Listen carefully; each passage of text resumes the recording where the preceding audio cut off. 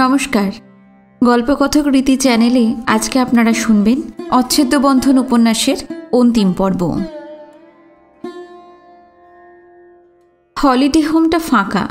প্রজাপতির মতো এক ঝাঁক বাচ্চাদের নিয়ে 3 দিদিমণি গেছেন সমুদ্রবেলায়। এখনও রোদ বেশ চড়া, কিন্তু মেয়েরা কি শোনে? শনি রবি 2টি মাত্র দিন, যতক্ষণ সম্ভব সমুদ্রের কিনারে কিনারে ঘুরে বেড়াবে। ফুচকা, ঝালমুড়ি, বাটাটা পুরি নিয়ে কামড়াকামড়ি করবে, ঝিনুক কুড়বে, দুর্গ বানাবে, আর বালির ওপর ক্ষণস্থায়ী নাম লিখবে। অরুন্ধতী দলের সঙ্গে আসেনি। মাথা ধরার অজুহাতে একলাই শুয়েছিল অতিথি আবাসে। কথা আছে, রোদ একটু পড়লে সে এসে ওদের সঙ্গে মিশবে। আসলে ও একটু নির্জনতাই খুঁজছিল। লোকজনের সঙ্গে গল্প গুজব, কি জানি কেন এখন আর ভালো লাগছে না। নতুন কথা, কি এমন নতুন কথা শোনাতে পারে কুণাল? সেই মেয়েটির কি বিয়ে হয়ে গেছে এতদিনে? কি যেন নাম? হ্যাঁ, মনে আছে, রাকা চৌধুরী। একটা মধ্যাহ্ন তার সান্নিধ্যে কাটিয়েছে, তাও প্রায় বছর 2 আগে। তারপর আর কিছু জানি না।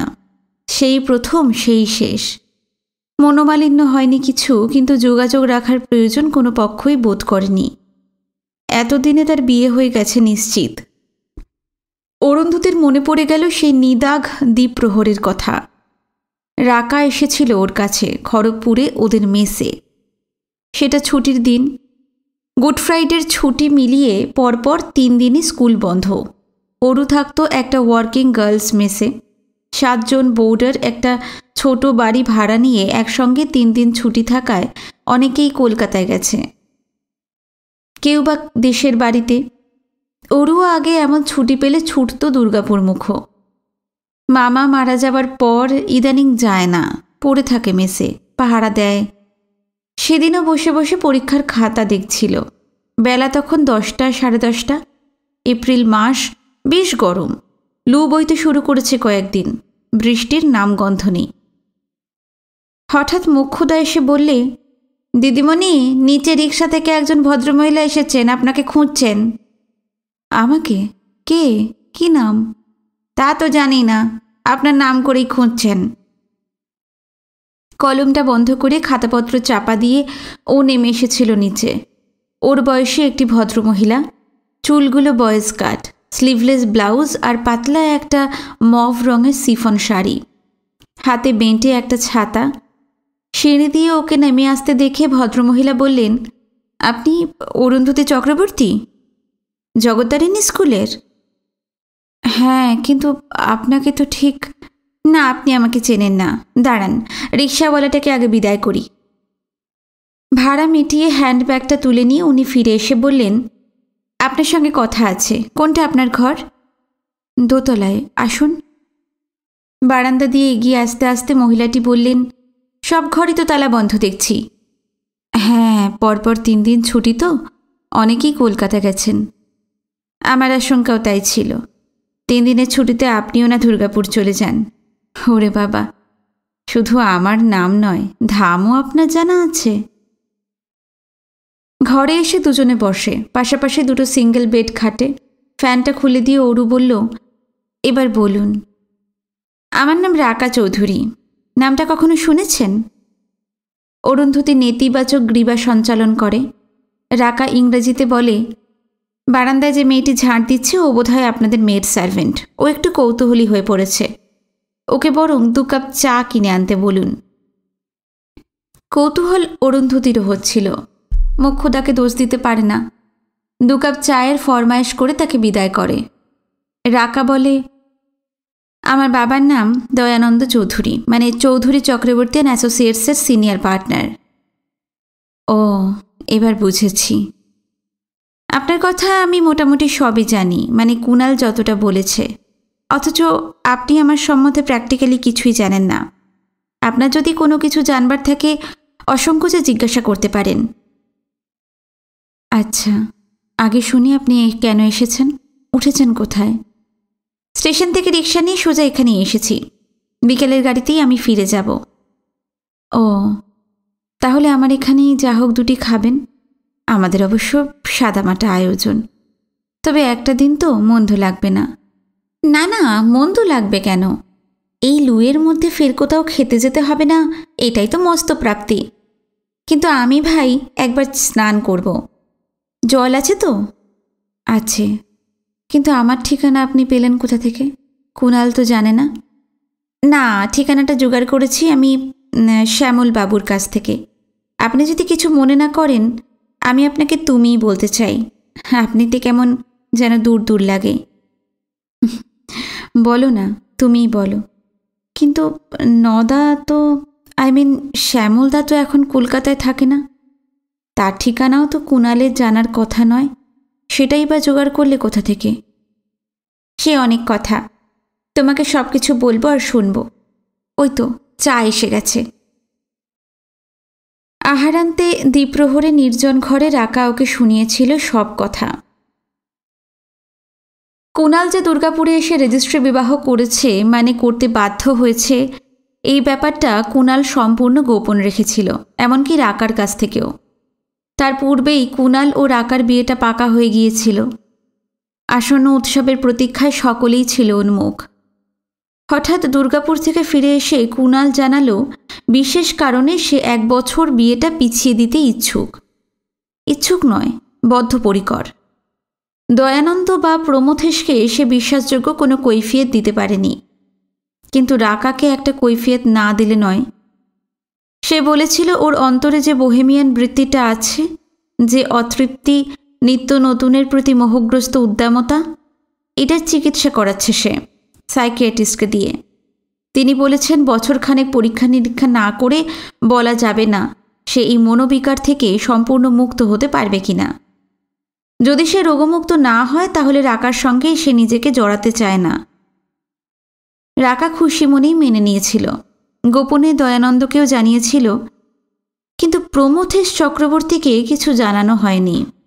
তিনি একরক্ষা মানুষ, একটু গোয়ার গোবিন্দ ধরনের। দয়ানন্দ রাকাকে বলেছিলেন, বাবা ছেলের ব্যাপার, ওর ভিতরে আমাদের নাক গলানো ঠিক হবে না। কুণালের মেশোকেও বলেননি। এইভাবেই দিন কেটে যাচ্ছিল। রাকা বললে, তোমার যখন মিসক্যারেজ হয় তখন আমি আর কুণাল কাশ্মীরে। আমার মিসক্যারেজ হচ্ছে? তোমাকে কে বলল? কুণাল? না না, শ্যামল। ও, তার সঙ্গে কি করে যোগাযোগ হলো? আগে সবটা শোনো। পরিস্থিতিটা আমূল বদলে গেল বিনা নোটিসে প্রমথেশ চক্রবর্তী হার্ট ফেল করায়। শ্রাদ্ধশান্তি মিটে যাবার পর প্রমথেশের অ্যাটর্নি একদিন সবাইকে ডেকে স্বর্গত বন্ধুর উইলটা পড়ে শোনালেন। ঠাকুর চাকর থেকে শুরু করে সকলকেই তিনি কিছু না কিছু দিয়ে গেছেন। কুণালের মাসিকেও একটা মোটা অঙ্ক দিয়েছেন, কিন্তু বাদ বাকি স্থাবর অস্থাবর দিয়ে গেছেন একটি ট্রাস্টিকে। কুণালের মেশো দয়ানন্দ ওর পার্টনার, আর ওই অ্যাটর্নি বন্ধুটি তার এক্সিকিউটর। শর্ত এই, কুণাল যদি রাকা চৌধুরীকে বিবাহ করে তবে ওরা দুজনে এককভাবে পাবে সম্পত্তির অর্ধাংশ। কুণাল যদি প্রথমে অন্যত্র বিবাহ করে তবে রাকা পাবে অর্ধাংশ, বাকিটা পাবে এক সেবা প্রতিষ্ঠান। আর কুণালের বিবাহের পূর্বেই যদি রাকা চৌধুরীর দেহান্ত ঘটে বা সে অন্যত্র বিবাহ করে তবে কুণাল পাবে অর্ধাংশ, বাকিটা ওই সেবা প্রতিষ্ঠান। অদ্ভুত উইল, কিন্তু এমন বজ্র বাঁধনিতে সেটা তৈরি যে তাকে আইনত নাকচ করা অসম্ভব। এরপরেই কুণাল সম্মতি জানালো। সপিণ্ডকরণ করে সে রাকাকে বিবাহ করতে প্রস্তুত। অরু স্তম্ভিত হয়ে গিয়েছিল। বিগামী আইনত অপরাধ জেনেও কুণাল কিভাবে এই প্রস্তাব দিল? পরক্ষণেই ওর মনে হলো কুণাল নিশ্চয়ই আশা করেছিল অরুন্ধতী খবর পাবে না। অন্তত সে খবর পেতে পেতে ও প্রবেট নিয়ে সমস্ত টাকা নিজের অ্যাকাউন্টে এনে ফেলবে। তারপর যদি অরু ওর বিরুদ্ধে মামলা আনে তাহলে সে লড়বে। কুণাল বুঝে নিয়েছিল আদালতে একটি নিগৃহীতা অসহায়ার চেয়ে লক্ষপতির দাপট অনেক বেশি।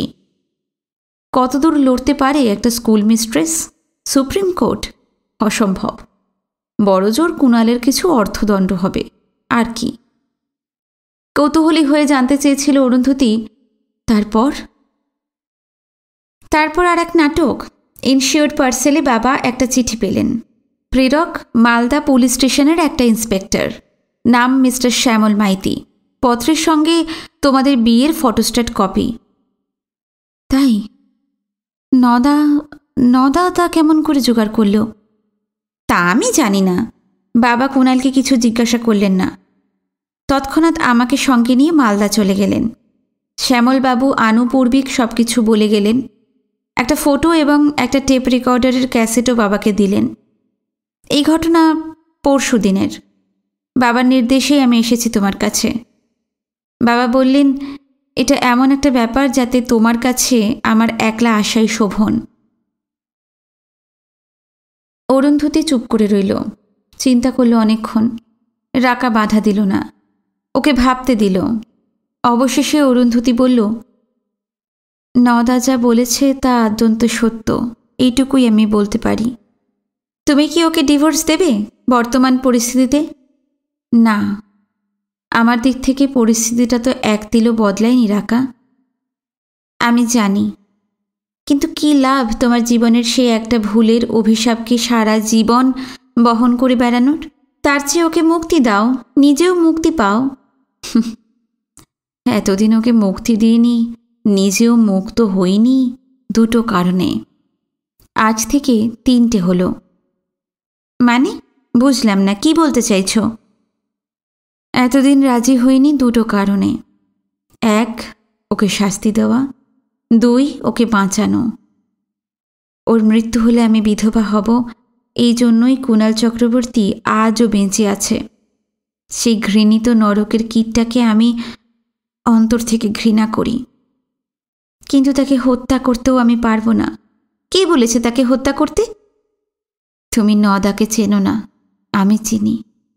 রাজনৈতিক দলাদলিতে তাকে প্রচণ্ড নৃশংস হতে আমি দেখেছি। তার প্রতিহিংসা যে কি তীব্র তা তো বুঝতেই পারছ। মালদাতে বসে না হলেও সে কেমন করে খবর পায় যে কুণাল তোমাকে বিয়ে করতে রাজি হয়েছে? কিন্তু তৃতীয় হেতুটা কি? তোমাকে বাঁচানো। যদিও একটা দিনের আলাপ, তবু তোমাকে আমি ভালোবেসে ফেলেছি রাকা। আমি যে ভুল করেছিলাম তা তুমি করো না। আজও ধরা দাওনি ওর কাছে। তোমার সর্বনাশ আমি হতে দেব না। রাকা চৌধুরী ফিরে গিয়েছিল সন্ধ্যার গাড়িতে। হাতঘড়িটা দেখে ওরও চমকে ওঠে। 5:10। সন্ধ্যা 7:10 বে ক্যাফের দ্বিতলে তার নতুন কথা শোনার আমন্ত্রণ। অরুন্ধতী ঘরে তালা দিয়ে বেরিয়ে পড়ে বে ক্যাফের দিকেই। মেরিন রিসার্চ ইনস্টিটিউট থেকে বেরিয়ে শ্যামল হাঁটতে হাঁটতে এসে উপস্থিত হলো সমুদ্রের ধারে। দূর থেকে দেখতে পেল পাতা মাদুরে বসে আছেন বুড়ো বুড়ি হালদার মশাই সস্ত্রী, আর খোকন পাশে ঘুমোচ্ছে। অল্প বয়সীরা সেখানে নেই। বোধ করি সবাই দল বেঁধে সমুদ্রের কিনার দিয়ে বেড়াতে গেছে। ভাটা সবে শুরু হয়েছে। এবার জল ক্রমশ দূরে সরে যাচ্ছে। সূর্যাস্তের এখনও মিনিট 15 বাকি। পশ্চিম আকাশে মেঘ আছে, কিন্তু দিগন্তের কাছাকাছি নয়। ফলে সমুদ্রের জলেই সূর্যাস্ত হবে। সোনার কলসিটা মাটির কলসিতে রূপান্তরিত হয়েছে। এখনও অবশ্য সূর্যের দিকে তাকানো যাচ্ছে না। শ্যামল সমুদ্র কিনার বরাবর এদিক ওদিক খুঁজল, দেখতে পেল না ওদের। কিন্তু আর একটা দৃশ্যে ওর নজর আটকে গেল। আজকে তার ক্রমাগত দৃষ্টি বিভ্রম হবার দিন। ফোরশোর রোডে প্রায় 100 গজ দূরে 3টি মেয়ে একটা ফুচকাওয়ালাকে ঘিরে দাঁড়িয়ে ফুচকা খাচ্ছে। মেয়ে নয়, মহিলাই। ওর দিকে ফিরে যিনি দাঁড়িয়েছেন তার বয়স 40-এর ওপরে। তার পাশের মেয়েটি অল্প বয়সী, আর ওর দিকে পিছন ফিরে যে মেয়েটি টপাটপ ফুচকা খেয়ে যাচ্ছে তার বয়সটা আন্দাজের বাইরে। কিন্তু তার দাঁড়ানোর ভঙ্গিটা যেন খুবই পরিচিত। পাশ থেকে মাঝে মাঝে মুখের প্রোফাইল দেখা যাচ্ছে। আশ্চর্য সাদৃশ্য। শ্যামল পাঁচিলের ওপর উঠে বসল। পিছন ফেরা মেয়েটির ওই দাঁড়ানোর ভঙ্গিমার সূত্রটি ধরে ওর মন অতীতমুখী হতে চাইছে। হঠাৎ চমকে উঠল সে, আর উঠে দাঁড়ালো। আর একটু কাছ থেকে দেখার দুরন্ত বাসনা জাগল। পায়ে পায়ে কয়েক পা এগিয়ে এসে সে স্তম্ভিত হয়ে গেল। আরে ওরই তো। অরু। অরু ঘুরে দাঁড়ালো। মুহূর্তেই স্থানকাল পাত্র ভুলে গেল সে। দু হাতে শ্যামলের ডান হাতখানা চেপে ধরে বলল, নদা, তুই এখানে কি করে? পরক্ষণে সে অপ্রস্তুত হয়ে পড়ে। শালঠোঙায় তেঁতুল গোলায় শ্যামলের পাঞ্জাবির অনেকটা বিচিত্র বর্ণ। আঁচল দিয়ে মুছিয়ে দিতে থাকে। ফুচকাওয়ালা বললে, এখনই সাবুন দিয়ে ধুয়ে নিলে দাগ কুচু থাকবে না। শ্যামল বর্ষির দিকে ফিরে বললে, অরু আমার ছোট বোন। আর আপনিও নদা, সেটা বুঝছি, কিন্তু পাঞ্জাবিটা এখনই ধুয়ে না ফেললে। শ্যামলের কথার মাঝখানেই বলে, কত লোক কত রকম দীঘা স্মৃতি নিয়ে যায়, তো ভাই বোনের সাক্ষাৎকারের এই স্মৃতিচিহ্নটুকু থাকুক না জামাটায়। অরু বলল, এসো নদা, তুমিও একটা শালঠোঙা নাও, সবাই মিলে খাবো। শ্যামল বললে, আমার নাম শ্যামল। অরু যে আপনাদের সঙ্গে আমার পরিচয় করিয়ে দেবে তা তো মনে হয় না। আন্দাজ করছি আপনারা দুজনেও জগত্তারিণী গার্লস স্কুলেই পড়ান। অতসী জবাব দিল, আমার নাম অতসী, আর উনি আমাদের মেজদি, মানে অঞ্জলিদি। অরু তখন ফুচকাওয়ালাকে বলছে, দোঠো দোঠো, হামারা ঠোঙা গির গয়া হ্যাঁ। সে তো আমি দেখলাম, দোঠোই তো দেতা হ্যাঁ মাইজি, লিজিয়ে বাবুজি। শ্যামল হাত বাড়িয়ে ঠোঙাটা নিল না, বললে, আমি আপনাদের সঙ্গে এক শর্তে যোগ দিতে পারি, যদি পেমেন্টটা আমাকে করতে দেন। তা কেন? অরুই আপনাকে নিমন্ত্রণ করেছে, পেমেন্ট ওই করবে। না না, এর ভেতর একটা ব্যাপার আছে মেজদি। অরুকে সবান্ধবী নিমন্ত্রণ করেছিলাম আমার বিয়েতে, বেচারি আসতে পারেনি অসুখ করায়, সেটা পাওনা আছে। অতসী আগ বাড়িয়ে বলে, তাহলে শুধু ফুচকা খেতে গেলাম কেন, রসগোল্লাও খাবো। নিশ্চয়ই নিশ্চয়ই। না না, রসগোল্লা তো মেজদি খাওয়াবে, সেই বাজি হারার, সেটা তো পাওনা আছে। কি নিয়ে বাজি? ব্যাপারটা এমন যে বর্ষী অঞ্জলিদি আর অল্প বয়সী অতসী কেউই সেটা সবিস্তারে শ্যামলকে বলতে পারে না। দুজনেই অরুর দিকে তাকায়। কি নিয়ে বাজি জিতেছিলি রে Aru? For ladies only, Aru হাসতে হাসতে বলে। তাহলে আমাকে সেই বাজি জেতার ভাগ দিতে চাইছিস কেন? আহ, তুমি বড় জ্বালাও নদা। আচ্ছা, তোমাকে পরে বলবো খন, কথা দিচ্ছি। অরু। অঞ্জলিদি ধমকে ওঠেন। অরু খিলখিলিয়ে হেসে ওঠে। অঞ্জলিদির দিকে ফিরে বলে, ঠিক আছে ঠিক আছে, নদাকে কিছু বলবো না, হলো তো, কথা দিচ্ছি। বাবা, তুমি যে দুতরফেই কথা দিচ্ছ অরুদি। অতসীও খিলখিলিয়ে হেসে ওঠে। মোট কথা ওরা চারজনে গল্প গুজবে মেতে ওঠে মহানন্দে। 4 রাউন্ড ফুচকা বিতরণের পর পেমেন্টটা শ্যামলই করল। অঞ্জলি বললেন, অরু, তোরা এখানেই থাকিস, আমি মিষ্টি কিনে নিয়ে আসছি, আয় রে অতসী।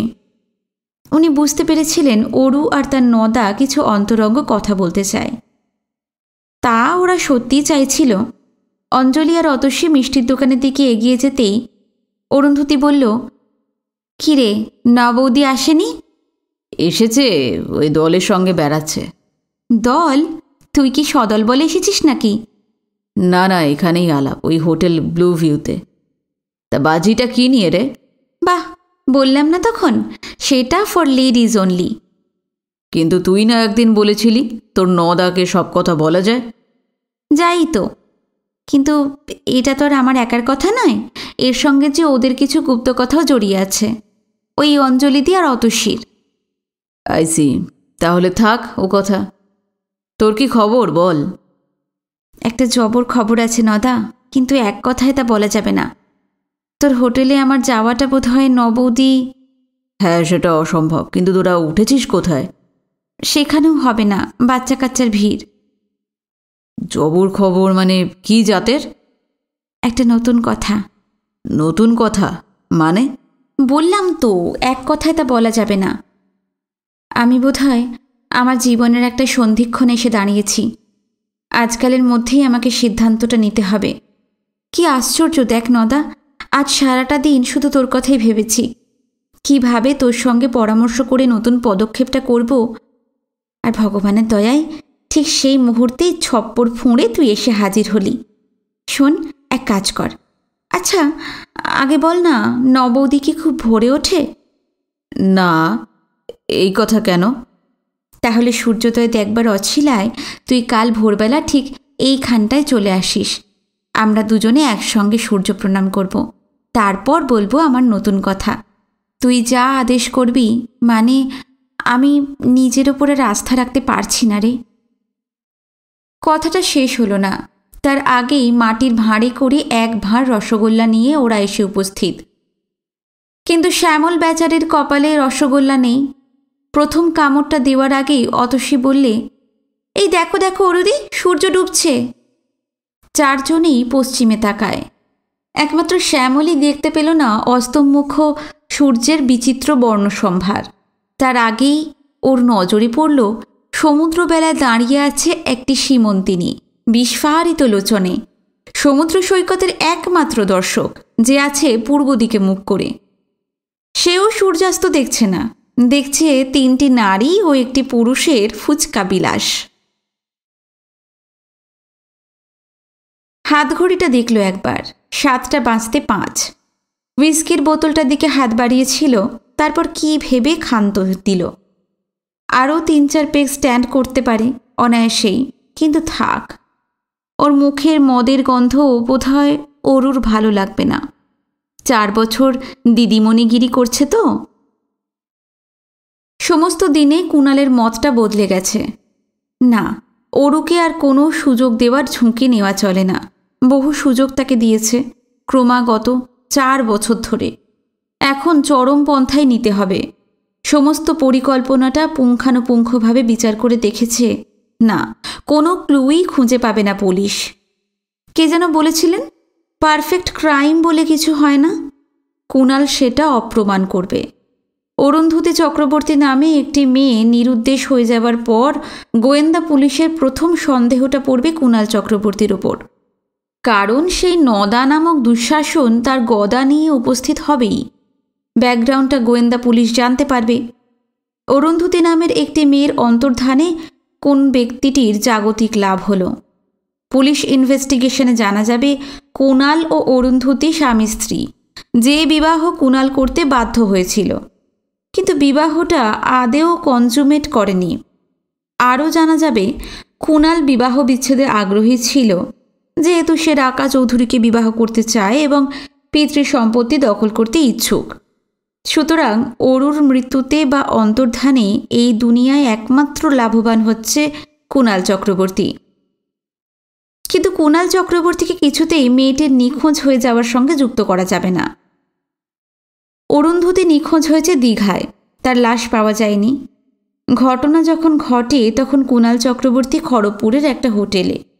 সে রাত্রে সে একটা সিনেমা দেখেছে। ফেরার পথে খোঁজ নিয়ে জানতে হবে কোনো কারণে শো আবার ক্যান্সেল হয়নি তো, লোডশেডিং হয়নি তো। তাছাড়া অরুন্ধতী চক্রবর্তী যে খুন হয়েছে এটাই তো প্রমাণ করতে পারবে না পাবলিক প্রসিকিউটর। কপার্স ডেলিক্টি। শুধু মৃতদেহটা উদ্ধার করা যায়নি তাই নয়, মৃত্যু সিদ্ধান্তের কোনো প্রমাণই যে নেই। কোনো রক্তাক্ত অস্ত্র, কোনো আর্তনাদ, নিরুদ্দিষ্টার শেষ পরিধেয় বস্ত্র, কোনো কিছুই তো খুঁজে পাওয়া যায়নি। কপার্স ডেলিক্টি অজুহাতে খুনের চার্জ গঠন করা যাবে না। হ্যাঁ, মেয়েটি হারিয়ে গেছে, খুন হয়েছে তার প্রমাণ কই? দীঘার যাবতীয় হোটেলে গোয়েন্দা পুলিশ কঙ্কতিকা সম্মার্জন চালাবে, প্রতিটি বোর্ডারের পশ্চাৎপদ যাচাই করবে। সেখানে অতি সহজেই এড়িয়ে যাবে ডক্টর অনিল মুখার্জির নামটা। সস্ত্রীক একটা রাত তিনি দীঘায় কাটিয়ে গেছেন বটে, কিন্তু 15 দিন আগে ঘরটা বুক করেছিলেন অ্যাকাউন্ট পেয়েই চেক পাঠিয়ে। চেকটা তার অ্যাকাউন্টেই ভাঙানো গেছে। 15 দিন আগে ওই বোর্ডারের জানার কথা নয় যে নিরুদ্দিষ্ট মেয়েটা সেই রাত্রে দীঘায় থাকবে। তাছাড়া ডক্টর অনিল মুখার্জি অরুন্ধতী চক্রবর্তীকে আদেও চিনতেন না। আচ্ছা, ওরও কি জানে ইতিমধ্যে দয়ানন্দ চৌধুরী মারা গেছেন? রাকা আজও অনুরা, সে একটি স্কলারশিপ নিয়ে আজ 1.5 বছর সাগর পারে। রাকাও কুণালকে আলটিমেটাম দিয়ে গেছে। রাকাও অদ্ভুত বদলে গেছে। যাবার আগে হুকুম জারি করে গেছে, আমার আশা তুমি ত্যাগ করো কুণাল, আমি আজ আর রাজি নই। তোমার সামনে এখন একটিমাত্র পথ খোলা আছে, অরুন্ধতী চক্রবর্তীর সামনে নতজানু হয়ে তার মার্জনা ভিক্ষা করো, তাকে স্বীকার করে নাও। কুণাল তাতে রুখে উঠেছিল, তুমি তো সে কথা বলবেই। আমি অরুকে স্বীকার করে নিলে প্রমথেশ চক্রবর্তীর সম্পত্তির আধখানা তো তুমি গ্রাস করতে পারবে। রাকাও উদ্ধত ভঙ্গিতে বলেছিল, তুমি ভুলে যাচ্ছ কুণাল, সেটা আমি আজই দখল করতে পারি, এখনই, এই মুহূর্তেই। ট্রাস্ট বোর্ডকে জানিয়ে দিলে যে তুমি বিবাহিত। তোমার সঙ্গে কথা বলতেও আমার ঘৃণা করে। আর কোনোদিন এসো না তুমি আমার সামনে। কুণাল তারপর নিজেকে গুটিয়ে নিয়েছিল। কথাটা মিথ্যে নয়। রাকা তো পারত সম্পত্তির অর্ধেক দখল করতে, যে কোনো কারণেই হোক করেনি।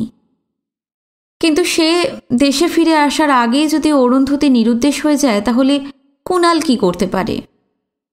তখন কি রাকা স্বীকার করে নেবে না ওকে? শুধু সম্পত্তির লোভে নয়, কুণাল জানে রাকা ওকে যতই ঘৃণা করুক, আজও ও মোহগ্রস্তা। আর কোনো পুরুষ বন্ধু ওর হয়নি। আবার ঘড়িটা দেখল, 7:05। ঘরে তালা দিয়ে নিচে নেমে এলো। কাউন্টারে সেই ছেলেটিই বসে আছে। চাবিটা জমা দিল কাউন্টারে। বাইরে বেরিয়ে এলো, গাড়িতে স্টার্ট দিল। বে ক্যাফে ওখান থেকে 200 গজও নয়। বে ক্যাফের দ্বিতলে একটি টেবিলে 1 কাপ কফি নিয়ে বসে আছে অরুন্ধতী, একা। তার পরনে হালকা নীল রঙের একটি মুর্শিদাবাদী, হাতে ভ্যানিটি ব্যাগ। কুণাল ওর পাশে এসে বসল। কতক্ষণ এসেছো? আফটার শেভ লোশন নয়, এবেলা ওটা বোধ হয় ওল্ড স্পাইসের গন্ধ। অরুন্ধতী বলল, এই তো মিনিট 5। তুমিও একটা কফি নেবে? না, এখানে কথা হতে পারে না। আমার অনেক কথা বলার আছে অরু। তবে কোথায়? সমুদ্রের ধারে? না, তোমাদের হলিডে হোমে যখন যাওয়া যাবে না, তখন তুমি এসো আমার হোটেলে, ট্যুরিস্ট লজে। কিন্তু আমি আধ ঘন্টার জন্য ছুটি নিয়ে এসেছি। অসীম করুণা তোমার, পুরো 30 মিনিট, তাতেই বলে শেষ করতে হবে। উপায় কি? গাড়িটা পোর্টিকোতে পার্ক করে সস্ত্রীক নেমে এলো কুণাল। দুজনেই গেল কাউন্টারের কাছে। কুণাল হাতটা বাড়িয়ে দিয়ে বললে, 23 নম্বর চাবিটা। এই তো গিন্নি এতক্ষণ এসে পৌঁছলেন। ছেলেটি হাত তুলে নমস্কার করল অরুন্ধতীকে। চাবিটা হস্তান্তরিত করল। কুণাল সেটা অরুন্ধতীর হাতে দিয়ে বললে, 2 তলার 3 নম্বর ঘর, তুমি যাও, আমি এক্ষুনি আসছি। অরুন্ধতী চাবিটা নিয়ে উঠে গেল দ্বিতলে। কুণাল ছেলেটিকে বললে, রাস্তায় ওদের গাড়ি ব্রেকডাউন হয়েছিল। সে যা হোক, আমরা কাল ভোর 4টের সময় বেরিয়ে যাব। বিলটা এখনই পেমেন্ট করে দিতে চাই। খাতা দেখে ছেলেটি বললে, আপনাদের তো কিছু ডিউ নেই, 2 দিনের পুরো টাকা মেটানো আছে। রাত 4টেয় আমি যদি কাউন্টারে না থাকি, চাবিটা কাইন্ডলি রেখে যাবেন। অবশ্য দারোয়ান থাকবে, মনে করিয়ে দেবে। আর আপনি রাতের খাবার অর্ডার করেছেন? জবাব দিল পেছন থেকে রুম সার্ভিসের বেয়ারা। আগে হ্যাঁ, কখন খাবারটা নিয়ে যাব ঘরে? এখনই। এত সকালে? চিলি চিকেন তো এখনো হয়নি স্যার। তাহলে ফ্রাইড প্রন বা আর কিছু, কিন্তু 10 মিনিটের ভিতর। আমি তো বলেইছিলাম সন্ধে 7:30টায়। ঠিক আছে, দেখি স্যার। রুম সার্ভিসের বেয়ারা হন্তদন্ত হয়ে কিচেনের দিকে চলে গেল। কুণাল দ্বিতলে উঠে এলো। ঘরে ঢুকে একটা সিগারেট ধরালো। বললে, তোমার সঙ্গে পরামর্শ করার সুযোগ হলো না। যা মন চাইল তাই খাবারের অর্ডার দিয়ে এলাম। সে কি? আমার জন্য তো হলিডে হোমে রান্না হচ্ছে। মাথা ধরার অজুহাতে না হয় মিসামিল করো। শোনো, আমার বরাদ্দ মাত্র 30 মিনিট, তার 7 মিনিট নষ্ট হয়ে গেছে। কাজের কথাগুলো সেরে ফেলি। তোমার ঠিকানা আমি জানতাম না। দুর্গাপুরে গিয়ে সংগ্রহ করার চেষ্টা করেছিলাম। তোমার মেজদা তো শুধু গলা ধাক্কাটাই বাকি রেখেছিল। তাই নাকি? আমি তো কিছুই জানি না। কবে? যাক, সেসব অবান্তর কথা। তুমি কি আমার তরফে লেটেস্ট খবর জানো? কি খবর? বাবা মারা গেছেন। তিনি একটা অদ্ভুত উইল করে গেছিলেন। জানি সে কথা। ও, তোমার নদা জানিয়েছে বুঝি? অরুন্ধতী বলল না যে শ্যামলের কাছে নয়, সে রাকার কাছে শুনেছে। বরং প্রশ্ন করে, তোমাদের সিনিয়র পার্টনার মিস্টার চৌধুরীর মেয়ে এখন কোথায়? ও তো এখন লস অ্যাঞ্জেলসে। ওর সম্প্রতি একটি মেয়ে হয়েছে। ও, রাকা বিয়ে করেছে তাহলে? প্রায় 1.5 বছর। ওর স্বামী ডাক্তার। মিছে কথা বলতে কুণালের কোনো কালই বাঁধে না। তাহলে তো তুমি বাবার সম্পত্তির অর্ধাংশ এখন পেতে পারো। সেগুড়ে বালি। রাকা প্রমাণ করেছে যে তার বিয়ের আগেই কুণাল চক্রবর্তী বিবাহ করেছে। খোদায় মালুম সে কেমন করে জানল। সম্ভবত তোমার নদ আর গদা। যাক, সেসব পুরনো কথা। পিতৃসম্পত্তি থেকে বঞ্চিত হয়েছি, এটা বড় কথা নয়। তোমাকে নতুন কথা যেটা বলতে চাই এবার সেটা বলে ফেলি। বলো। কুণাল একটা আষাঢ়ে গল্প শোনালো। আবুধাবিতে একটা মাল্টি স্টোরেড 5 তারা হোটেল তৈরির কাজে ও আগামী মাসে ভারত ত্যাগ করছে। বছর 2-3 থাকবে সেখানে। পাসপোর্ট ভিসা তৈরি। পাসপোর্টে সে নিজেকে বিবাহিত বলে স্বীকৃতি দিয়েছে, কারণ ওর আশঙ্কা ছিল অন্য কিছু করলে ওর নদা গদা নিয়ে পাসপোর্টের অফিসারের দ্বারস্থ হবে। গল্পের উপসংহারে কুণালের গলাটা একটু কেঁপে গেল। যৌবনের প্রান্তদেশে উপনীত হয়ে সে এখন নীর বাঁধার কথা ভাবছে। অরুন্ধতী কি পুরনো কথা ভুলে তাকে সাহায্য করতে পারে না? কুণালের অপরাধ যেমন হিমালয়ান্তিক, শাস্তিটাও তো সে পেয়েছে অতলান্তিক। পিতৃসম্পত্তি থেকে সে বঞ্চিত হয়েছে। যৌবনের প্রান্তদেশে উপনীত হয়েও তার ঘর নেই, ঘরণী নেই, ঘর আলো করা একটা ফুটফুটে বাচ্চাও নেই। শুধু মদ আর মেয়ে। হ্যাঁ, আজ সে সব কথা স্বীকার করবে অরুর কাছে। মদ আর মেয়ে মানুষে তৃপ্তি হয় না। সে স্থায়ী একটা নীর বাঁধতে চায়, এমন একটা গৃহকোণ যেখানে অরু যদি রাজি থাকে তাহলে এখনও চেষ্টা করা যায়। তবে হ্যাঁ, এই স্বপ্ন কুণাল দেখতে ভরসা পায় না। অরুর প্রতি যে অন্যায় সে করেছে তাতে তার ক্ষমা চাইবার মুখ নেই। অরুর আদেশটাই সে মাথা পেতে মেনে এসেছিল এতদিন। মনের পরিবর্তন হওয়া সত্ত্বেও ক্ষমা চাইতে অরুর দ্বারে ভিখারির মতো এসে দাঁড়াতে পারেনি। বোধ করি ঈশ্বর এতদিনে ওকে ক্ষমা করেছেন। ওর যন্ত্রণায়, ওর প্রার্থনায় তিনি দয়াময় হয়ে উঠেছেন। আর তাই দীঘা খড়গপুর রাস্তায় এমন 2টি মানুষের সাক্ষাৎ ঘটিয়ে দিলেন সেই দয়াময়, নিতান্ত কাকতালীয়ভাবে। অরু যদি ওকে ক্ষমা করে, যদি রাজি হয়, তাহলে কুণাল নতুন করে বাঁচতে চাইবে। অরুর পাসপোর্ট ভিসা করাতে যদি আরও 2-1 সপ্তাহ দেরি হয় তাহলে কুণাল যাত্রাটা পিছিয়ে দেবে। নেহাত না হলে অরু কিছুদিন পরেই চলে যাবে আবুধাবি। ততদিনে সে একটা অ্যাপার্টমেন্ট দেখে নেবে। অরু সব শুনে কী জবাব দেবে? তার 2 চোখ ছাপিয়ে কেবল জল আসছে। রক্ষা পেল বাইরে থেকে কেউ নক করায়। কুণাল উঠে দরজাটা খুলে দিতে অরু চট করে আঁচলে চোখটা মুছে নিল। চাউমিন, ফ্রাইড রাইস, ফিশ কাবাব আর ফ্রাইড প্রন। এ কি, এত কে খাবে? কুণাল জবাব দিল না। টি পয়টা এগিয়ে নিয়ে এলো, প্লেটগুলো সাজিয়ে দিল। রুম সার্ভিসের ছেলেটা বিদায় হলে তার সেই ভুবন ভোলানো হাসি হেসে বললে, তুমি আমাকে ক্ষমা করেছ জানলে মনের আনন্দে আমি একাই খেতে পারবো অরু। অরু হাসতে হাসতে গিয়ে ঝরঝরিয়ে কেঁদে ফেলল। কুণাল 2 হাত বাড়িয়ে ওকে টেনে নিল বুকে। 4 বছরের তৃষ্ণা নিয়ে উপেক্ষিতা চুম্বন্তিয়াসী মুখটা উঁচু করে ধরল। রাত 9:30। ঘরে একটা সবুজ বাতি জ্বলছে। খোকন ঘুমিয়ে আছে এখনো। রাতটা জ্বালাবে তার মানে, মাঝরাতে উঠে। শ্যামাও ওপাশ ফিরে শুয়ে আছে। শ্যামল বলল, তাহলে তুমি সত্যিই খেতে যাবে না তো? আমি একাই খেয়ে আসছি। হঠাৎ দ্রাম করে উঠে বসল শ্যামা।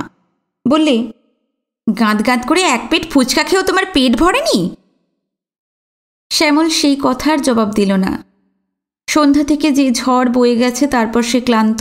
বললে, ঠিক আছে, কিছু মিষ্টি টিষ্টি নিয়ে আসবো না হয়, মাথা ধরাটা কমলে খেও। কিছু আনতে হবে না, আমি কিচ্ছু খাবো না। শ্যামল স্যান্ডেলটা পায়ে গলালো। কথা না বাড়িয়ে বেরিয়ে গেল ঘর থেকে। শেডের ল্যান্ডিংয়ে দেখা হয়ে গেল রুম সার্ভিসের ছোকরাটার সঙ্গে। সে বললে, এই তো আপনি। শুনুন স্যার, আপনাকে 2 জন ভদ্রমহিলা খোঁজ করছেন, নিচের লাউঞ্জে আছেন। ভদ্রমহিলা? এত রাতে? নিচে নেমে এসে লাউঞ্জে সোফার ওপর পাশাপাশি বসে আছেন অঞ্জলিদি আর অতসী, নিতান্ত বিহবলের মতো। কি ব্যাপার, আপনারা এত রাত্রে? একটা বিশ্রী ব্যাপার হয়েছে। আপনি কাইন্ডলি একবার আসতে পারবেন আমাদের হলিডে হোমে? বিশ্রী ব্যাপার? কি ব্যাপার? চাকরটার উপস্থিতিতে কথাটা বলা উচিত কিনা অঞ্জলিদি স্থির করে উঠতে পারেন না। সেটা বুঝতে পারে শ্যামল, বলে, আচ্ছা ঠিক আছে, আপনি এদিকে সরে আসুন। রুম সার্ভিসের লোকটা বুদ্ধিমান, নিজে থেকেই দূরে সরে গেল। কাউন্টারে বসেছিল যে ছেলেটা, সেও একটা খবরের কাগজ তুলে নিল হাতে। অঞ্জলি একান্তে সরে এসে অস্ফুটে বললেন, অরুকে খুঁজে পাওয়া যাচ্ছে না। খুঁজে পাওয়া যাচ্ছে না? অরুকে? বলেন কি? কখন থেকে? এই 6:45। পান কিনবে বলে হলিডে হোম থেকে বেরিয়েছিল। এত রাত হয়ে গেল। শ্যামল হাত ঘড়িটা দেখল একবার, 9:25। পান কিনে ফিরতে 2-2.5 ঘন্টা লাগার তো কথা নয়। প্রশ্ন করে, আপনারা থানায় জানিয়েছেন? বর্দি জানাতেই চেয়েছিলেন, কিন্তু আমি বারণ করলাম। ভাবলাম আপনাকে সবার আগে জানানো দরকার। ঠিক করেছেন, আপনারা বসুন, আমি আসছি। উঠে গেল দ্বিতলে। ছুটিতে বেড়াতে এলেও ও সবসময় এক সেট ইউনিফর্ম সঙ্গে রাখে। ওর মনে হলো পোশাকটা পাল্টে নেওয়াই ভালো। ইয়েল লক দরজায় চাবি সঙ্গেই ছিল। ঘরে ঢুকে সুইচ জ্বালল। শ্যামা চাপা গর্জন করে ওঠে, আলো নিভিয়ে দাও, বলছি না আমার মাথা ধরেছে। শ্যামল কর্ণপাত করল না। সুটকেস খুলে ইউনিফর্ম বার করে পোশাক পাল্টাতে থাকে। মাজায় বেঁধে নিল তার সার্ভিস রিভলভার। 3 ব্যাটারির টর্চটাও নিতে ভুলল না। শ্যামা ততক্ষণে উঠে বসেছে। এ কি, তুমি কোথায় যাচ্ছ? একটা এনকোয়ারিতে। তুমি শুয়ে থাকো, আমার হয়তো ফিরতে দেরি হবে। এখানে তোমার কিসের তদন্ত? তুমি তো ছুটিতে আছো। শ্যামল জবাব দিল না। দরজাটা বন্ধ হয়ে গেল সশব্দে। বাড়িটা থমথম করছে। বাচ্চারাও কেউ বিছানায় যায়নি। কথাটা জানাজানি হয়ে গেছে। ওরাও তো বোঝে। অমিয়াদি শ্যামলকে দেখেই হাউমাউ করে ওঠেন, এ কি সর্বনাশ হয়ে গেল, আমি এখন কি করব? সর্বনাশী যে হয়েছে তা এখনো জানা যায়নি। আপনার এখন একটাই কাজ, স্থির হয়ে বসে থাকা, মাথা ঠান্ডা রাখা। আচ্ছা, অরুর ঘর কোনটা? তোমরা যে যার ঘরে যাও, আমাদের ডিস্টার্ব করো না, যাও। বড় মেয়েরা ছোটদের সামলে স্থানান্তরিত করল। শ্যামল ঘরে ঢুকল, অঞ্জলিদি আর অতসীও।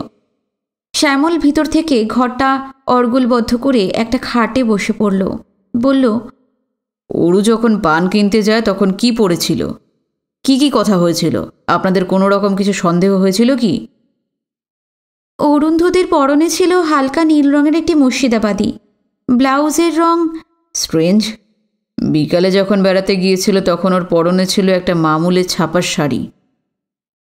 বেরিয়ে ফিরে রাত্রে শোবার আগে সে মুর্শিদাবাদী পড়েছিল। কেন? কিছু আন্দাজ করতে পারেন? তা জানি না, কিন্তু পান কিনতে যাবার সময় অরুদি আমাকে চুপি চুপি বলে গেছিল, আমার ফিরতে দেরি হলে চিন্তা করিস না। তুমি জানতে চাওনি কেন সে কোথায় যাচ্ছে? অতসী বলল, জিজ্ঞাসা করেছিলাম, অরুদি বলল ফিরে এসে বলবো। আমার 0.5 ঘন্টাখানেক সময় লাগবে পান কিনে ফিরে আসতে। শ্যামল মেদিনীবদ্ধ দৃষ্টিতে কি যেন ভাবছে। তার তন্ময়তা ভঙ্গ হল অঞ্জলিদির একটা কথায়। আমার মনে হয় ও সুইসাইড করেছে। সুইসাইড? হঠাৎ সুইসাইড করবে কেন? সেজে গুজে কেউ আত্মহত্যা করতে যায় নাকি? ওর কোনো রকম ভাবান্তর দেখেছিলেন কি আজ বিকেলে? আমার তো মনে হয়েছিল। অঞ্জলিদি ওর হাতে তুলে দিলেন একটা গোয়েন্দা গল্পের বই। হঠাৎ নিরুদ্ধ কান্নায় ভেঙে পড়েন। শ্যামল সান্ত্বনা দেবার চেষ্টা করল না। লক্ষ্য করে দেখল বইটার মাঝখানে একটা চুলের কাঁটা, 32 আর 33 পৃষ্ঠার মাঝখানে। পাতাটা খুলে একটা পরিচ্ছেদের ওপর দ্রুত চোখ বুলিয়ে গেল। খুন এ বিষয়ে সন্দেহের কোনো অবকাশ নেই, কারণ ওর গলায় 5টা আঙুলের স্পষ্ট দাগ। দ্বিতীয় একটা সম্ভাবনা হতে পারে, হয়তো আততায়ী ছিল মেয়েটির অতি পরিচিত, হয়তো অতি আপনজন। আততায়ী যখন ওর গ্রীবামূলে হাত দিয়েছিল তখন সে বুঝতে পারেনি তার উদ্দেশ্য। হয়তো মেয়েটি তখন নিজেও ছিল চুম্বন তিয়াসী। শ্যামল বিস্মিত হয়ে জানতে চায়, এর মানে কি? অঞ্জলিদি তখন কথা বলার মতো অবস্থায় নেই, ফুঁপিয়ে ফুঁপিয়ে কাঁদছেন। শ্যামল অতসীকে প্রশ্ন করে, এই বইটা উনি আমাকে দেখতে দিলেন কেন? অরুদি এই বইটা পড়তে শুরু করেছিল আজ 7 সকালে। তারপর বেলা 9টা নাগাদ একটা ঘটনা ঘটে। মেজদি একটা বাজি ধরে, অরুদি চ্যালেঞ্জটা অ্যাকসেপ্ট করে, আর ওই 32-33 পৃষ্ঠার মাঝখানে কাঁটাটা গুঁজে দেয়। অরুদি বাজিটা জিতেছিল, কিন্তু তারপর থেকে যে কি হলো, অরুদি সমস্তটা দিন ছিল অন্য জগতে। এই বইটার একটা পাতাও পড়েনি, কারোর সঙ্গে ভালো করে কথাও বলেনি। তাই মেজদির আশঙ্কা অরুদি সারাদিন শুধু আত্মহত্যার কথাই ভেবেছে। কিন্তু বিকেলে আমার তো তা মনে হয়নি। ঠিক কথা, বিকালেই আপনাকে দেখা মাত্রই সে আবার স্বাভাবিক হয়ে গিয়েছিল, খুশিয়াল হয়ে উঠেছিল। কি নিয়ে বাজি ধরা হয়েছিল? অতসী মুখটা নিচু করে। শ্যামল একটা ধমক দেয়, লক্ষ্মী আর অতসী, আমি জানি ব্যাপারটা কিছু গোপন। অরু নিজেই বলেছিল সেটা ফর লেডিজ অনলি, কিন্তু এখন ওসব বাজে সেন্টিমেন্ট নিয়ে মাথা ঘামানো চলে না। তোমার স্টেটমেন্ট অনুযায়ী ওই বাজি ধরার ঘটনার পর থেকেই অরুর একটা ভাবান্তর হয়েছিল। আই মাস্ট নো ঘটনাটা কি। এখন এই মুহূর্তে আমি শ্যামল মাইতি নই, অরুর নদা নই। আমি একজন ইনভেস্টিগেটিং পুলিশ অফিসার। আমার কাছে ওইসব বাজে লোকলজ্জার অজুহাতে আপনারা যদি সত্যি গোপন করেন, তাহলে নিরুদ্দিষ্টা মেয়েটিকে আমি খুঁজে বার করতে পারবো না। আপনারা কি সেটাই চান? অতসীর দিকে ফিরে কথা শুরু করলেও শ্যামল তার বক্তব্য শেষ করল অঞ্জলিদির দিকে ফিরে। তিনি এতক্ষণে সামলেছেন। অতসীকে বললেন, সব কথা ওকে খুলে বল Atasi, he is perfectly right. এখনও সব বাজে লজ্জা শরমের সময় নয়। অতসী এবার সবিস্তারে ঘটনাটা জানালো, কিছুই রেখে ঢেকে বলল না। আদ্যন্ত ঘটনাটা শুনে শ্যামল সেই অপরিচিতের পুঙ্খানুপুঙ্খ বর্ণনা সংগ্রহ করল। হ্যাঁ, অত্যন্ত হ্যান্ডসাম, বয়স হাইট ওই রকমই, কিন্তু মাথায় হ্যাট ছিল না, চোখে সানগ্লাসও ছিল না। ওর গাড়িটা কি স্কাই ব্লু রঙের অ্যাম্বাসেডার? হ্যাঁ তাই, আমার মনে আছে, অঞ্জলিদি বলল। গাড়ির নাম্বারটা মনে করতে পারেন? তাই কি কখনো মনে থাকে? অতসী বলল, আমার কিন্তু মনে আছে, শেষ দুটো সংখ্যা 9-9। অঞ্জলিদি বিস্মিতা হলেন, বললেন, তোর তাও মনে আছে? হ্যাঁ, আমার মনে আছে। আমি মনে মনে বলেছিলাম, ইস, গাড়িটা 1 রানের জন্য সেঞ্চুরি করতে পারেনি। শ্যামল তার হিপ পকেট থেকে একটা পুরনো নোটবই বার করল, পাতা উল্টে খুঁজে বার করল নম্বরটা। বহুদিন আগে লেকের ধারে যে নম্বরটা বলেছিল অরু, কুণালের গাড়ির নম্বর, সেটা WBJ2799। তার মানে কুণালের সঙ্গেই দেখা হয়েছিল অরুর। কিন্তু ডক্টর মুখার্জির গাড়ির নম্বর হোক আকাশি রঙের অ্যাম্বাসেডার, WBF5345। শ্যামল এবার জানতে চায়, অরুর বালিশের তলায় কোনো চিঠি টিঠি নেই তো? অতসী জানায়, সে মোটামুটি তল্লাশি করেছে। শ্যামলকে অনুরোধ করে, আপনি বরং একবার খুঁজে দেখুন। না, এখন প্রতিটি সেকেন্ড মূল্যবান, যা করার আমিই করছি।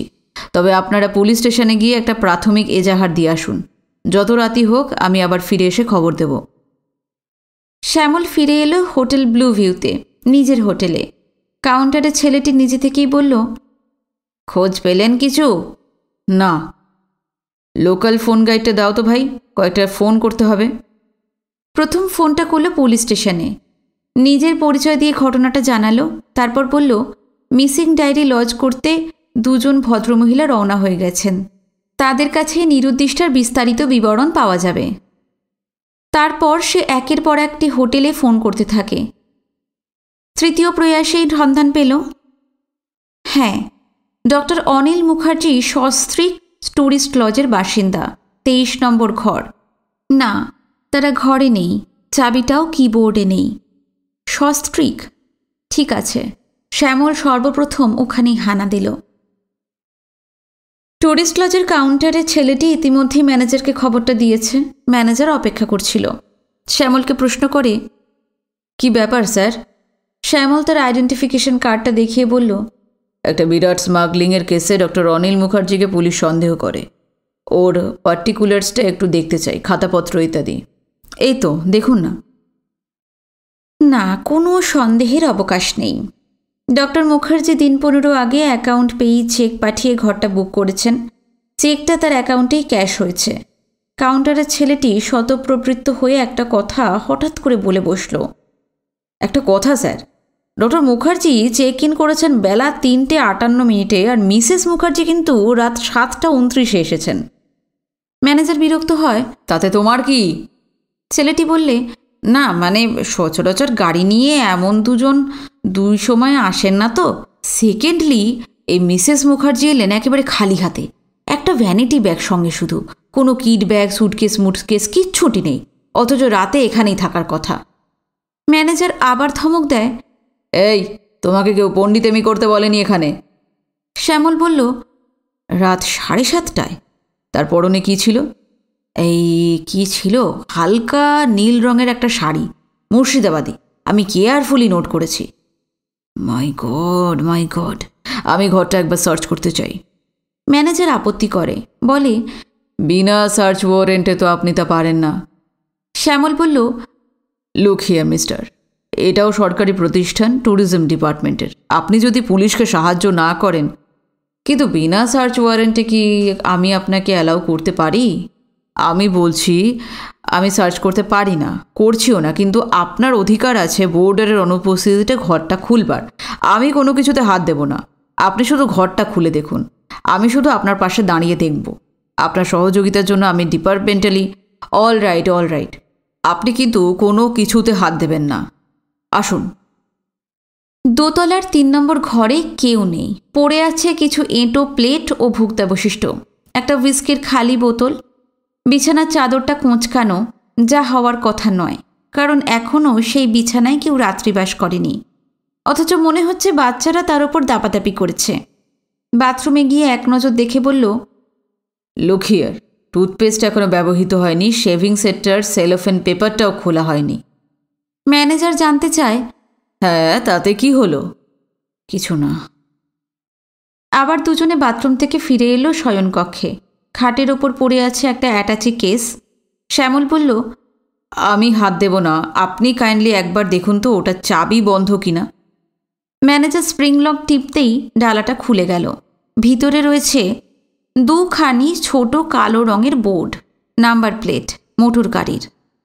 শ্যামল তার হিপ পকেট থেকে নোটবইটা বার করে ম্যানেজারের নাকের ডগায় মেলে ধরল একটা পাতা। তাতে একটা মোটর গাড়ির নম্বর, হুবহু যে নম্বরটা লেখা আছে অ্যাটাচি কেসের বোর্ড দুটোয়, WBJ 2799। ম্যানেজার অবাক হয়ে গেলেন, বললেন, এর মানে কি? আপনার নোট বইতে আগে থেকেই নম্বরটা কিভাবে লেখা আছে? এর মানে ডক্টর মুখার্জি আমার শিকার। ঘরটা বন্ধ করে বাইরে আসুন।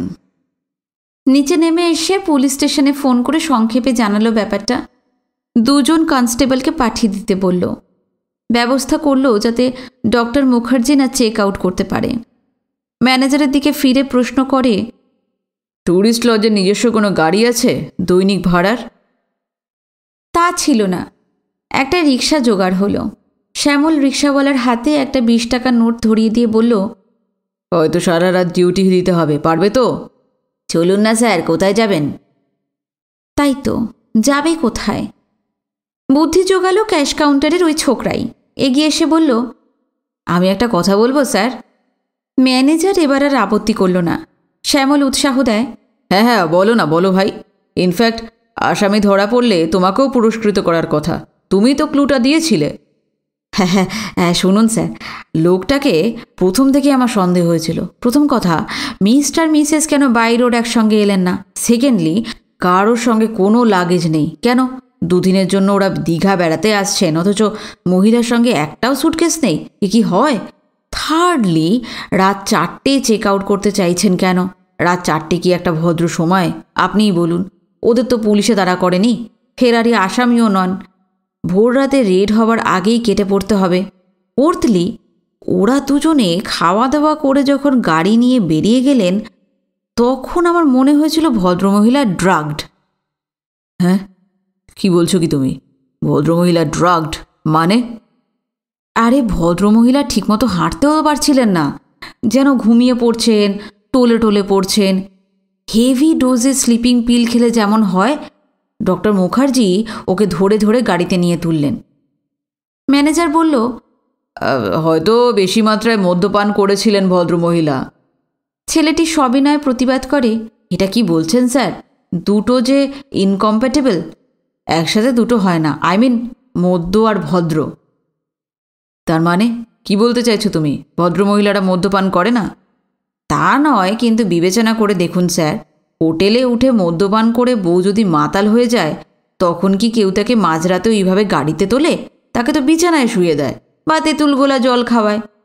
তার মানে ওটা মদ হলে বউ নয়, বধূ বিকল্প, আর বউ হলে মদ নয়, বিষ, বধূ হত্যা।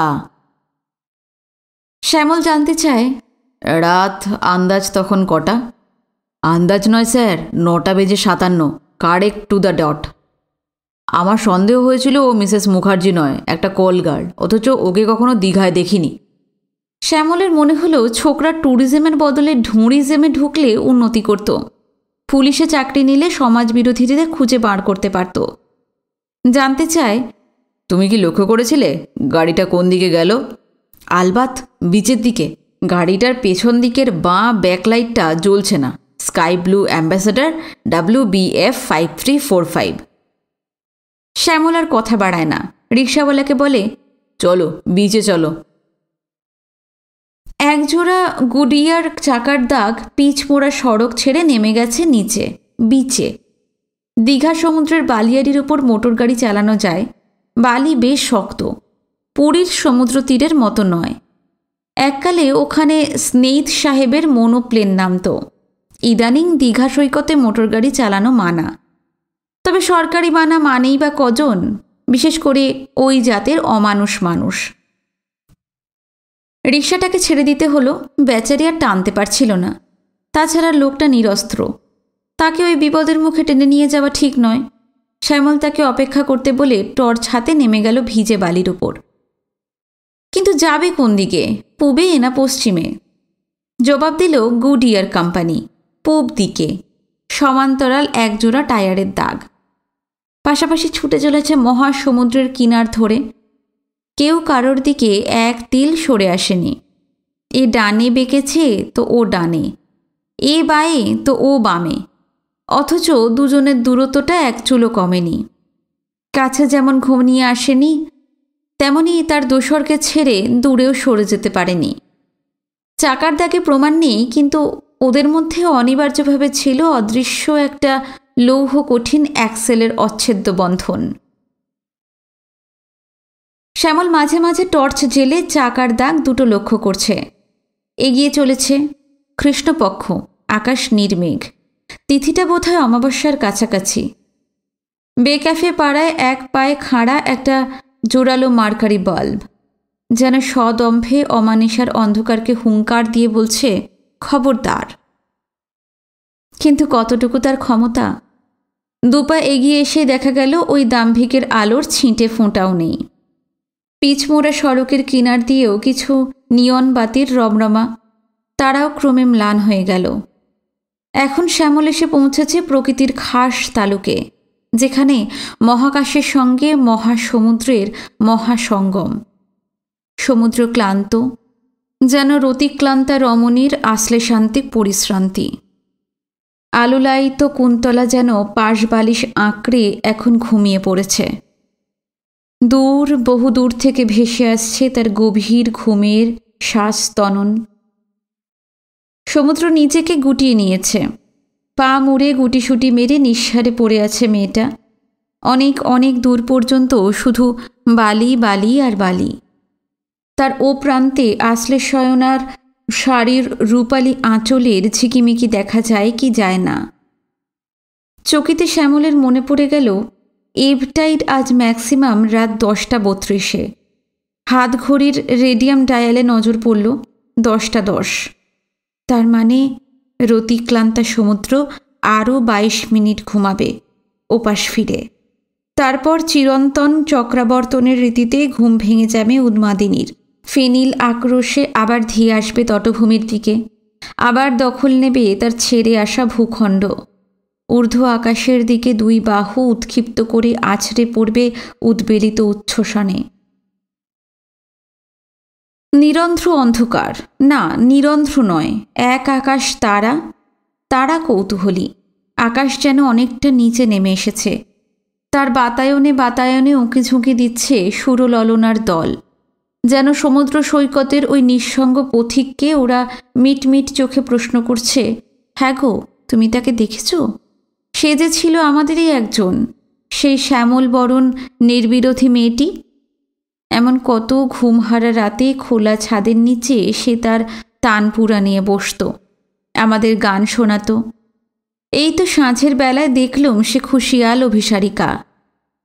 তারপর তারপর কি হলো বলো তো সেই আবাগের? সে তো আমাদেরই একজন। শ্রবণা স্বাতীর মতো ঔজ্জ্বল্য তার ছিল না, তবু এই নক্ষত্রলোকে তারও ছিল একটা মর্যাদা, সম্মানের কৌলিন্য, তার ঐকান্তিক তনিষ্ঠার কারণে। হোক ছোট, তবু সে ছিল সর্বজন শ্রদ্ধেয়া, মহাবশিষ্ঠের চরণ প্রান্তনতা সতী সীমন্তিনী। তফাতও আছে, ভাবে শ্যামল। অমর্ত্যলোকের অরুন্ধতী ঋষি কর্দমের ঔরসজাতা, মর্তের অরুর কৈশোরে যৌবনে কর্দমের ছিটে ফোঁটাও লাগেনি। অমর্ত্যলোকের মৃত্যুঞ্জয়ী অরুন্ধতী মহাযোগীর অঙ্কুশায়িনী, মর্ত্যলোকের মরণশীলা অরু মহাপাষণ্ডের। চোখ দুটো অন্ধকার সয়ে গেছে। হঠাৎ ওর মনে হলো বহু দূরে আধ মাইলটা পূবে বালির ওপর কি যেন একটা অচঞ্চল স্থাবর একটা বালির দুর্গ, যেন কি ওটা? মনে হচ্ছে গাড়ির চাকার চিহ্ন জোড়া সেই দিকেই ছুটে গেছে। নির্জন বালুকা বেলায় কুণাল কেন নিয়ে এসেছিল অরুকে বিলাসবহুল হোটেলের ডানলোপিলো গদির পিলবতা উপেক্ষা করে? অরু মদ্যপান করেছে, এটা অবিশ্বাস্য। তাহলে হঠাৎ জানা কথাটাই নতুন ব্যঞ্জনা নিয়ে ওর মস্তিষ্কে একটা প্রচণ্ড ধাক্কা মারল। ইভ টাইড আজ ম্যাক্সিমাম রাত 10:32। তবে কি? বৈজ্ঞানিক তথ্যটা একটা নতুন ব্যঞ্জনা নিয়ে ধাক্কা মারল ওর মস্তিষ্কে। এতক্ষণে ও বুঝতে পেরেছে তথ্যটা কেন সংগ্রহ করেছিল জরাসন্ধ। ও বালির ওপর বসে পড়ল, দু হাতে চুলের মুঠি ধরে। হ্যাঁ, ওটা সেই গাড়িটাই যার চক্রচিহ্নের নির্দেশে এতক্ষণ এগিয়ে এসেছে। শ্যামল ছুটতে শুরু করল। আগ্নেয়াস্ত্রটা তুলে নিল ডান হাতে। রাইফেল রেঞ্জের ভিতর এসে আর টর্চটা জ্বালেনি। গাড়ির সব আলো নেভানো, দুটো পাল্লা খোলা। গাড়ি থেকে নেমে যারা গেছে তারা পাল্লা দুটো বন্ধ করে যায়নি। দক্ষিণ দিকের দুটো পাল্লা, সমুদ্রের দিকের। গাড়ির পিছনে আত্মগোপন করে সমস্ত দিকচক্রবালটা খুঁটিয়ে খুঁটিয়ে দেখল, না, ত্রিসীমানায় জনমানব নেই। এবার সে টর্চটা জ্বালে, নম্বরটা পরীক্ষা করে। হ্যাঁ, তাই। গাড়ির ভিতর টর্চ ফেলে, একটা লেডিস হ্যান্ডব্যাগ আর এক পাটি মেয়েদের চটি। শ্যামল আবার বসে পড়ে ভিজে বালির ওপর। দুর্ধর্ষ, নিষ্ঠুর, প্রতিহিংসা পরায়ণ বলে যে ছেলেটার বদনাম, সে ওই এক পাটি চটি হাতে নিয়ে হু হু করে কেঁদে ফেলল। শিশুপাল সেই দিন ছিল সসৈন্য, সপ্তরথী বেষ্টিত অভিমন্যুর মতো।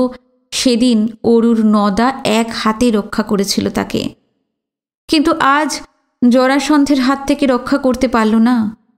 সে তো আততাই নয়, সে যে ওর স্বামী। অরু যে নিজেই বলে অচ্ছেদ্য বন্ধনে সে ওই আগুন বরণ ছেলেটাকে আঁকড়ে রাখবে, ডিভোর্স দেবে না। আর কিছু করার নেই, সব শেষ হয়ে গেছে। স্লিপিং পিল খেয়ে অরু ঘুমিয়ে পড়েছিল নিশ্চয়ই। হোটেলেই খাবারের সঙ্গে সে অরুকে স্লিপিং পিল খাইয়েছে। সেখানেই অভিসারিকার দেহটা নিয়ে তার পাশবগাম চরিতার্থ করেছে। ততক্ষণে বোধহয় অরুর চোখ দুটো ঘুমে জড়িয়ে আসছিল, আর তাতেই রিসেপশনিস্ট ছোকরার মনে হয়েছিল অরু ঘুমোতে ঘুমোতে গাড়িতে উঠছে। হয়তো বিচের নির্জনতম প্রান্তে পৌঁছাবার আগেই অরু ঘুমে ঢলে পড়েছিল।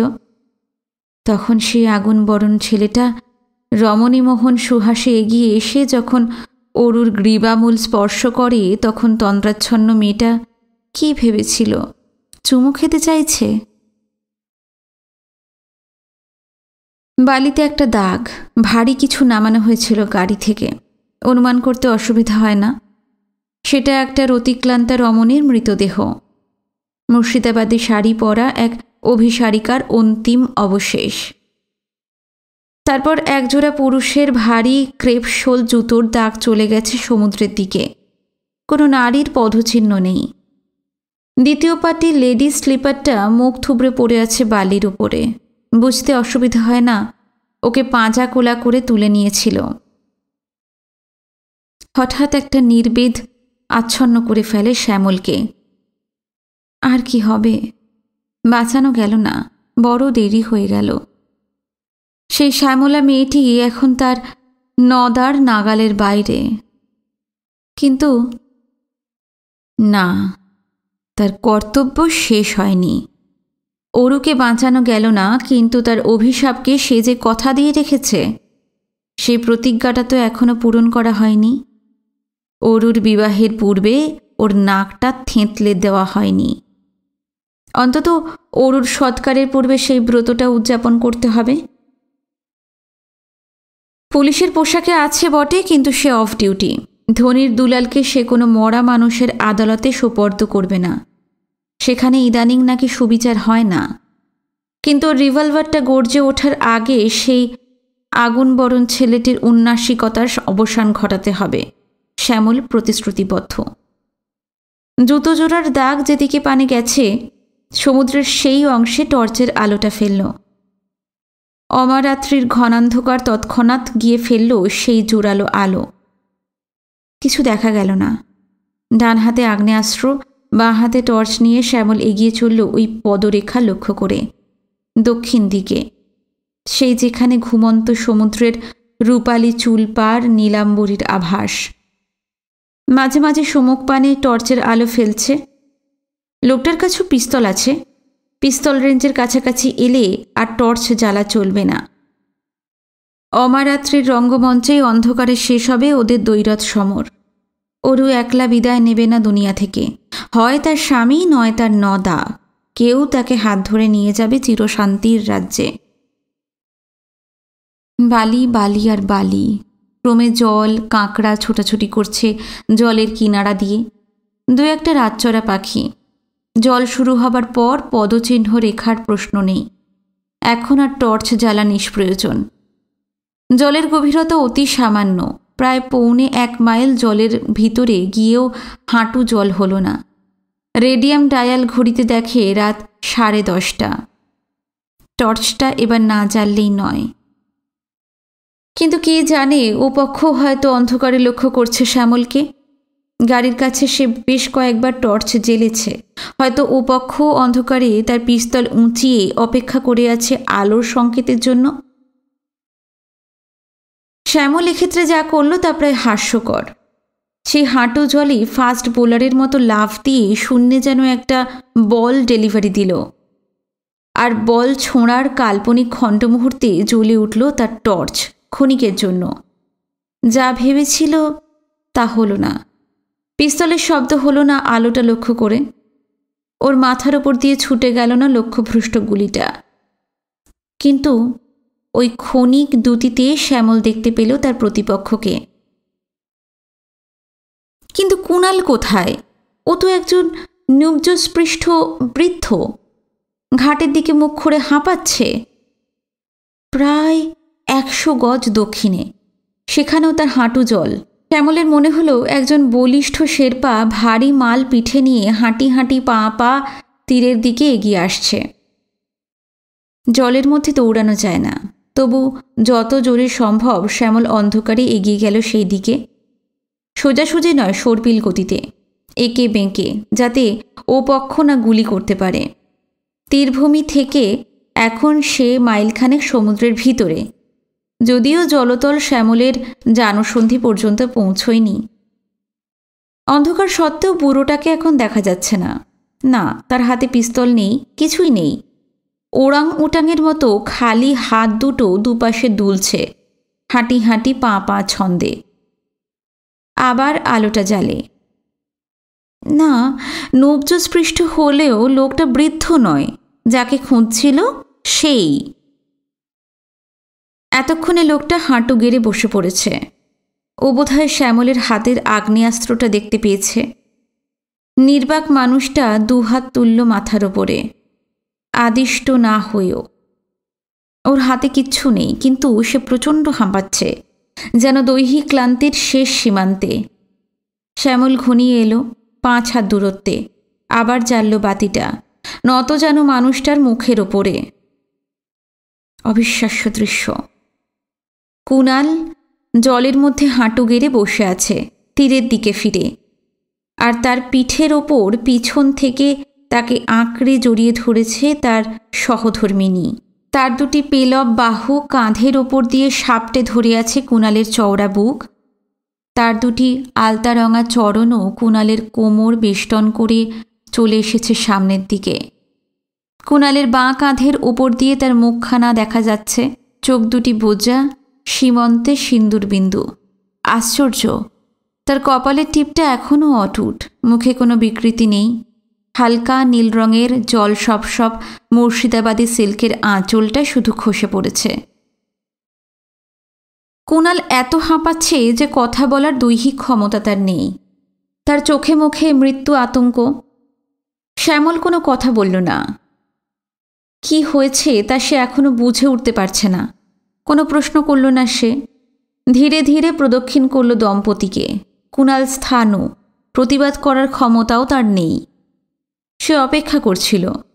পিছনে গিয়ে শ্যামলের নজর হলো অরুন্ধতির মাজায় বাঁধা আছে অত্যন্ত ভারী একটা লোহার শৃঙ্খল।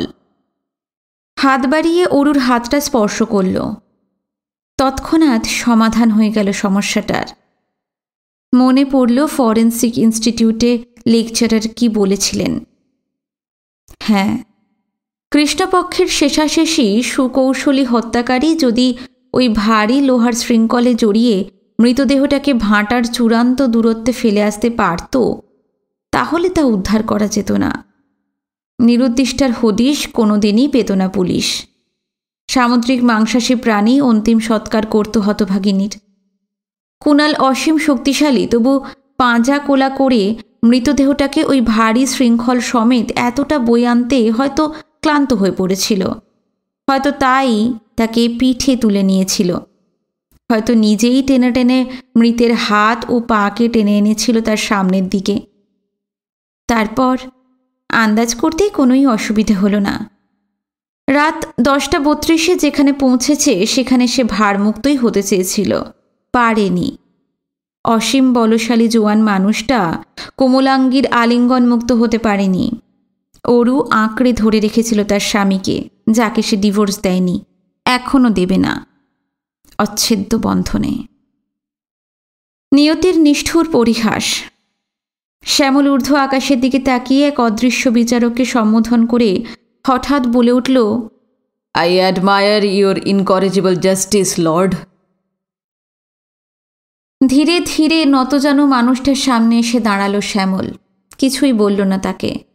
দীনবন্ধু জানার মন্ত্রশিষ্য বলি শুধু নয়, ঠিক এই মুহূর্তে কোনো কটু কথা তার মুখে জোগালো না। বিদায় বেলায় হাত বাড়িয়ে টিপে দিতে গেল অরুণ নরম গালটা। সেটা যেন ঢালাই লোহার পাত। তাই তো হবার কথা।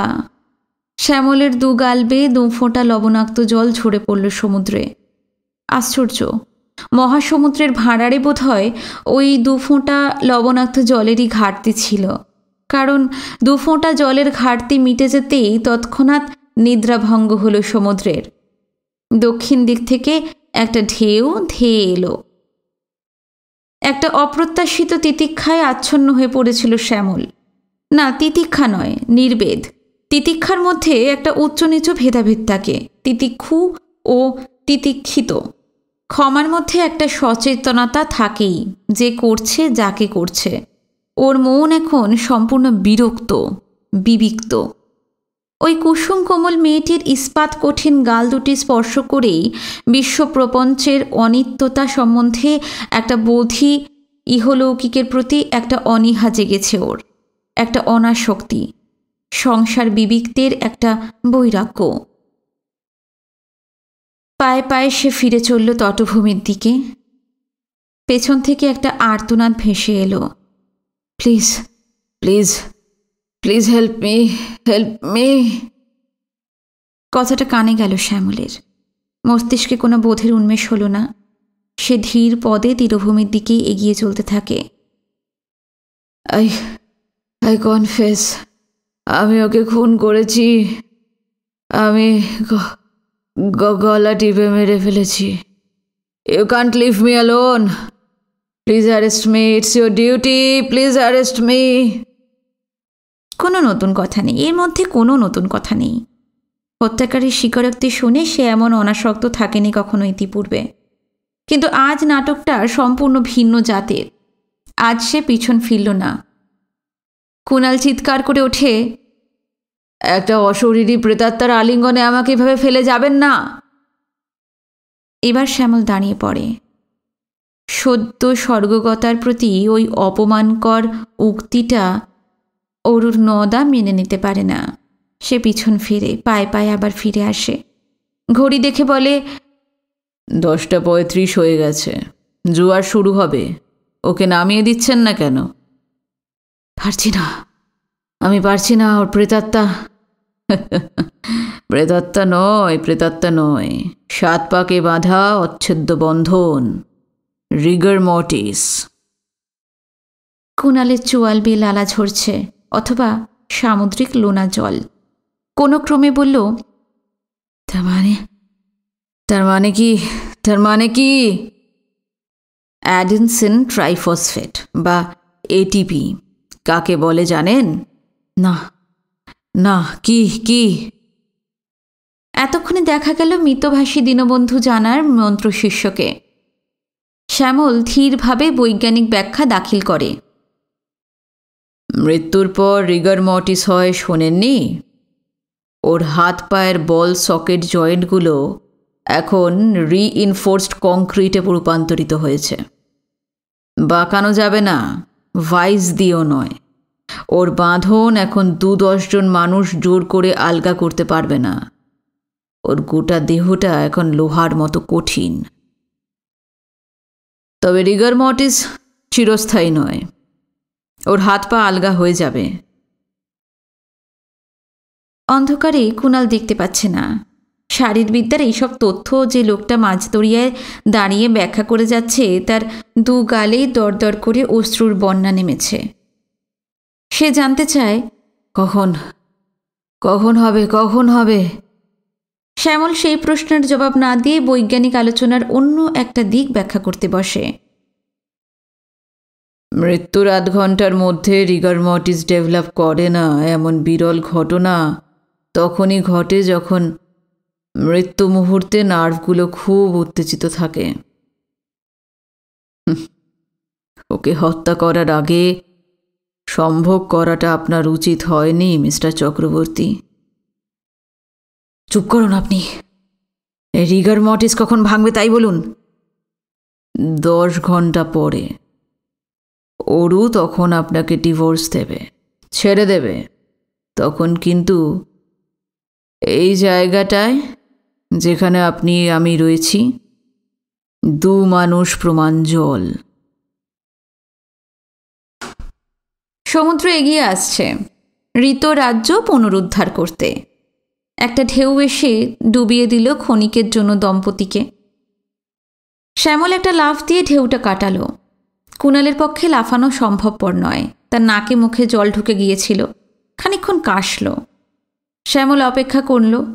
কুণাল শান্ত হতেই শান্ত কণ্ঠে বললে, শ্বাস বন্ধ হলে বড় কষ্ট হয়, তাই না? এখন বোধহয় বুঝতে পারছেন অরুর কি জাতীয় কষ্ট হয়েছিল। Please please please help me, arrest me. আমি নিরুপায় মিস্টার চক্রবর্তী। আমি চেষ্টা করলেও আপনাকে অ্যারেস্ট করতে পারবো না। অরুর মৃতদেহ সৎকার করতে পারবো না। তবে অ্যারেস্ট না করলেও আপনাকে আদালতের হাতেই সমর্পণ করে যাচ্ছি। তারায় ভরা ঊর্ধ্ব আকাশের দিকে হাতটা তুলে বললে, ওর কাছে মার্সি পিটিশন করুন। আবার একটা ঢেউ। শ্যামল আর অপেক্ষা করল না। দ্রুত গতিতে ঘাটের দিকে ফিরে চলল। জোয়ার আসছে। তীরভূমি দূরে, বহু দূরে, অনেকটা পথ তাকে যেতে হবে। অনেকটা পিছিয়ে এসে আবার টর্চের আলোটা জ্বালল। দেখল অসীম শক্তিশালী লোকটা তার পিঠের বোঝা সমেত দাঁড়িয়ে উঠেছে আবার, চ্যাম্পিয়ন ওয়েট লিফটারের মতো, কিন্তু চলতে পারছে না। সে স্থাণু। ওর পিঠে অচ্ছেদ্য বন্ধনে ওরই সহধর্মিণী, এক ইস্পাত কঠিন কোমলাঙ্গী। না, ডিভোর্স সে দেবে না। আবার একটা বড় ঢেউ। সরে যেতে দেখা গেল কুণালের চিবুক জল। চিৎকার করে সে কিছু বলল, কিন্তু সমুদ্র গর্জনে কিছুই শোনা গেল না। শ্যামল তখন তীরভূমির দিকে ছুটছে। ছুটতে ছুটতে ওর মনে হলো সে তার প্রতিজ্ঞা রাখতে পারেনি। ওই নতজানু মৃত্যু পথযাত্রীকে কোনো আঘাত করার কথা তার মনে পড়েনি। আচ্ছা, ওরও কি রাখতে পেরেছিল তার প্রতিশ্রুতি? মৃত্যু মুহূর্তে সে কি সজ্ঞানে ছিল? তেমন চরম মুহূর্তে আর কারোর কথা আমার মনে পড়বে না রে নদা।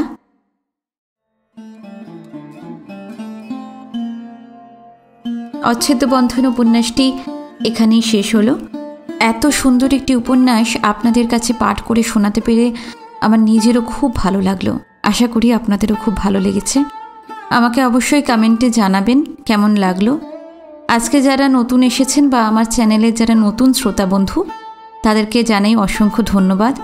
অবশ্যই চ্যানেলটি সাবস্ক্রাইব করবেন যদি আমার গল্প পাঠ আপনাদের ভালো লেগে থাকে। খুব শিগগির ফিরে আসছে নতুন একটি উপন্যাস নিয়ে। নমস্কার, সবাই ভালো থাকবেন।